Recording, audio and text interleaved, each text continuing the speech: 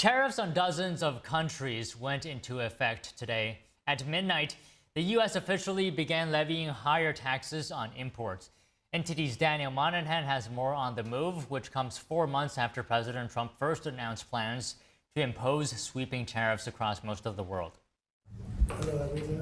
President Trump celebrated tariffs going into effect, writing on Truth Social, "It's midnight. Billions of dollars in tariffs are now flowing into the United States of America." The White House said that starting just after midnight, goods from more than 60 countries and the European Union would face tariff rates of 10% or higher. Products from the European Union, Japan, and South Korea will be taxed at 15%, while imports from Taiwan, Vietnam, and Bangladesh will be taxed at 20%. Canada faces a 35% tariff. The countries facing the highest rates are Laos and Myanmar at 40% and Syria at 41%. Trump also expects places such as the European Union, Japan, and South Korea to invest hundreds of billions of dollars in the U.S.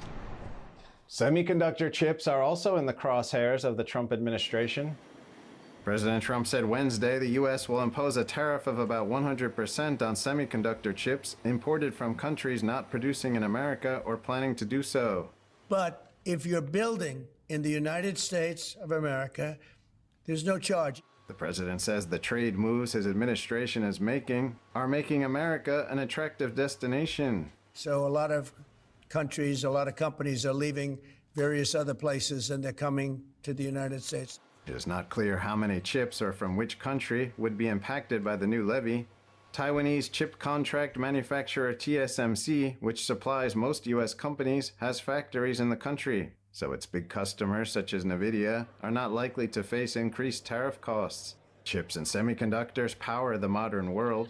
Their manufacturing is a field currently dominated by foreign nations and China, which controls much of the world's supply of rare earth metals. Increasing U.S. independence over their production is a bipartisan goal. Under the Biden administration, Congress passed the CHIPS and Science Act, which encouraged production of these components in the United States. The bill passed the Senate with the support of most Democrats and 17 Republicans. Commerce Secretary Howard Lutnick earlier this year said the goal is to ensure the United States has a strong industrial base for producing modern necessities, adding that it can't be beholden to foreign countries for fundamental needs. Daniel Monahan, NTD News. The Trump administration is optimistic about the effects of its tariffs. Here's Treasury Secretary Scott Bessent on MSNBC's Morning Joe earlier today. Well, we're seeing these very large commitments, both from governments and from corporates. Tim Cook was in the Oval yesterday. So we've got trillions and trillions of manufacturing that's going to come back, and we're going to see that over the next couple of years. Bessent points to Apple's latest commitment to invest $100 billion in domestic manufacturing. The secretary also says foreign manufacturers, not American consumers, will absorb the cost of tariffs. Meanwhile, Commerce Secretary Howard Lutnick says he expects the U.S. to rake in $50 billion a month in tariff revenue. He appeared on Fox Business saying all sorts of additional tariff money will be coming into the U.S. President Trump is expected to separately meet with Russia's Vladimir Putin and Ukraine's Volodymyr Zelensky soon. Putin now says his meeting